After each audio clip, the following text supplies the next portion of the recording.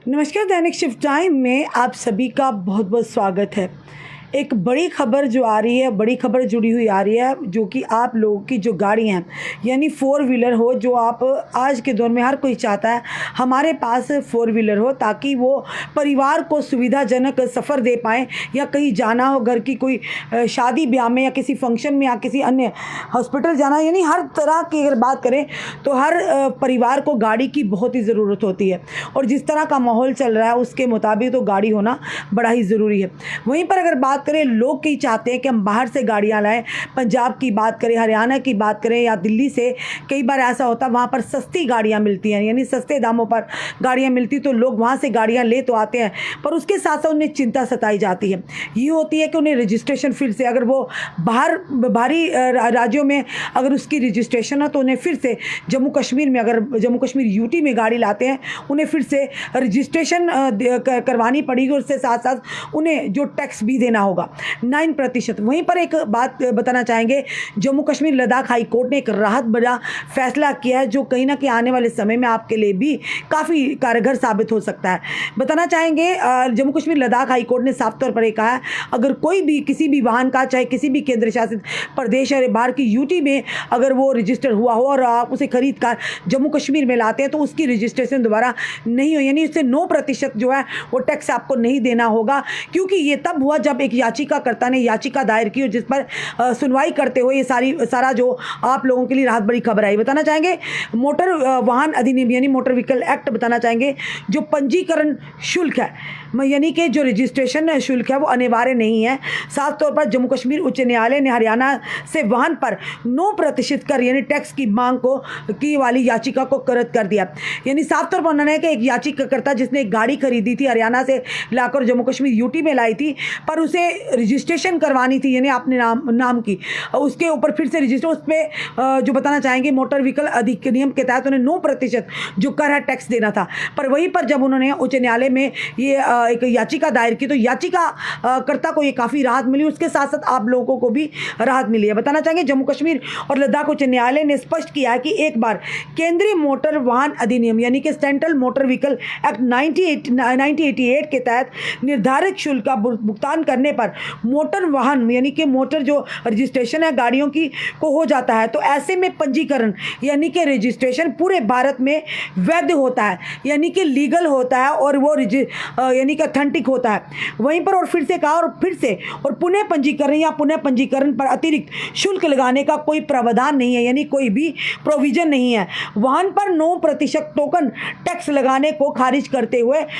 ये साफ तौर पर ऑनरेबल जो कोर्ट ने फैसला सुनाया है। जम्मू कश्मीर और लद्दाख उच्च न्यायालय के न्यायमूर्ति जावेद इकबाल वानी ने जम्मू कश्मीर के बाहर के वाहनों पर 9% कर की यानी कि टैक्स की मांग को खारिज करते स्पष्ट किया है कि एक बार केंद्रीय मोटर वाहन शुल्क यानी कि का भुगतान अधिनियम के 1988 के तहत निर्धारित यानी कि शुल्क का भुगतान करने पर मोटर वाहन पंजीकृत हो जाता है, तो उसके बाद ऐसे पंजीकरण पूरे भारत में यानी कि माना जाता है, और पुनः पंजीकरण पर अतिरिक्त शुल्क लगाने का कोई भी प्रावधान नहीं है। हरियाणा के केंद्र शासित प्रदेश में लगाए गए वाहन पर 9% टोकन टैक्स लगाने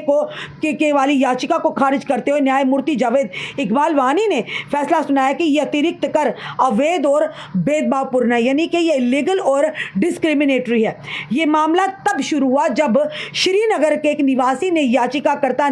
उसने याचिका दायर की, जो शुरू में गुड़गांव हरियाणा में की पंजीकरण गाड़ी थी, और उसे यानी अक्टूबर 2023 में केंद्र शासित प्रदेश जम्मू और कश्मीर में लाया गया था। चूंकि ये 12 महीने से इस गाड़ी को चला रहे थे, और उसके बाद इसलिए इन्हें मोटर वाहन अधिनियम 1988 के अनुसार स्थानीय अधिकारियों के साथ इनसे पंजीकृत करने की मांग की थी। वहीं पर हालांकि प्रतिवादी यानी कि जो डिफेंडेंट है, उनने स्थानीय परिवहन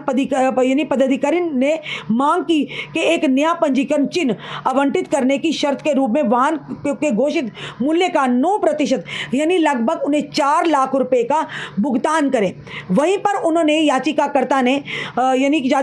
और उन्हें अन्य बनाम जम्मू कश्मीर सरकार और अन्य में डिवीजन यानी कि पिछले डिवीजन बेंच ने फैसले पर भारी भरोसा किया, जहां अदालत ने फैसला दिया कि केवल इस धारणा पर यानी आजीवन कर नहीं लगाया जा सकता है कि जम्मू और कश्मीर के बाहरी पंजीकृत यानी रजिस्टर्ड जो वाहन है 12 महीने से अधिक समय तक यूटी में रहा। दूसरी ओर प्रतिवादियों ने J&K मोटर वाहन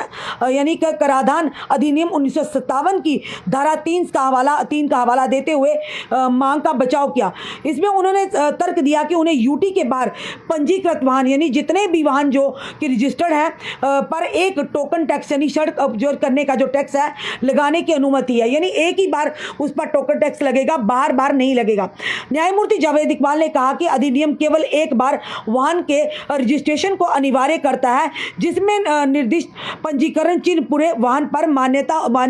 होता है। साथ ही साथ अदालत ने रेखांकित किया कि अधिनियम 12 महीने के बाद एक नया पंजीकरण चिन्ह सौंप जाने से संबंधित विशिष्ट प्रावधानों का अलावा किसी वाहन को दूसरे राज्य या केंद्र शासित प्रदेश में ले जाने पर पुनः पंजीकरण या अतिरिक्त शुल्क का भुगतान का प्रावधान नहीं है। यानी अगर आप एक जगह से आपकी गाड़ी रजिस्टर है तो उसके बाद आप गाड़ी को कहीं और लेकर जाते हैं तो उसे फिर से दोबारा से रजिस्ट्रेशन करने का कोई भी प्रावधान नहीं है। साफ तौर पर उन्होंने कहा कि पंजीकरण या अतिरिक्त शुल्क के भुगतान का प्रावधान तो है ही नहीं। उसके बाद मोटर वाहन अधिनियम 1988 के तहत वाहन के पंजीकरण के लिए एक शर्त न्यायमूर्ति वानी ने उस यानी याचिकाकर्ता में पहले के डिवीजन बेंच के फैसले का हवाला दिया, जिसमें सुप्रीम कोर्ट ने बरकरार रखा था कि दोहराया था कि यूटी में वाहन के लंबे समय तक रहने की धारणा पर आजीवन कर नहीं लगाया जा सकता। इस टिप्पणियों के मद्देनजर अदालत ने याचिका को अनुचित अनुमति दी और साथ ही साथ प्रतिवादियों को डिफेंडेंट को 9%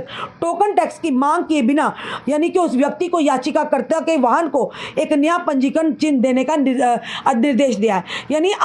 साफ तौर पर ऑनरेबल जम्मू कश्मीर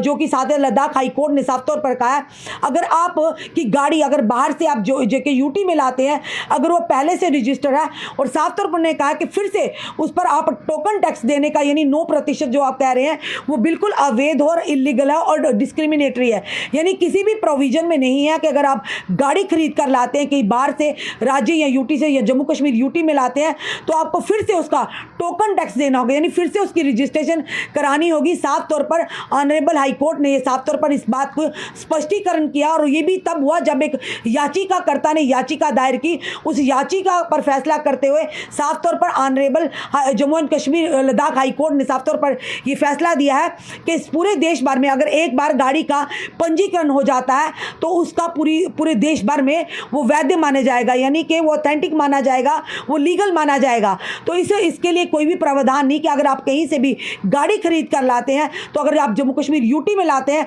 तो आपको फिर से उसकी रजिस्ट्रेशन करवानी होगी या उस पर 9% का कर यानी कि टोकन टैक्स देना होगा। फिलहाल ये एक बड़ी खबर आप लोगों के लिए जो लोग सोच रहे हैं कि हम 4 व्हीलर खरीदेंगे या बाहरी राज्य से बाहरी यूटी से लाएंगे, पर कई लोग ऐसे भी ये सोचकर यानी कि पीछे हट जाते हैं कि अगर कहीं सस्ती गाड़ियाँ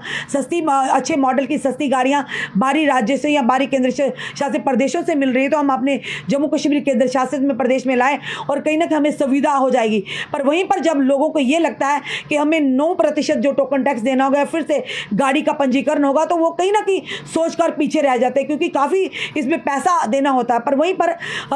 यानी जम्मू कश्मीर लद्दाख हाई कोर्ट ने ये आप लोगों के लिए भी राहत भरी खबर दी है और आप जम्मू कश्मीर की जनता के लिए भी खुशखबरी है कि अगर आप बाहरी राज्यों से गाड़ी को लाते हैं और आप पहले से उसका यानी कि पंजीकरण हो चुका है, अब फिर से आपको इसकी रजिस्ट्रेशन करवाने की ज़रूरत नहीं होगी और उस पर साथ ही साथ जो टोकन टैक्स है उसे भी यानी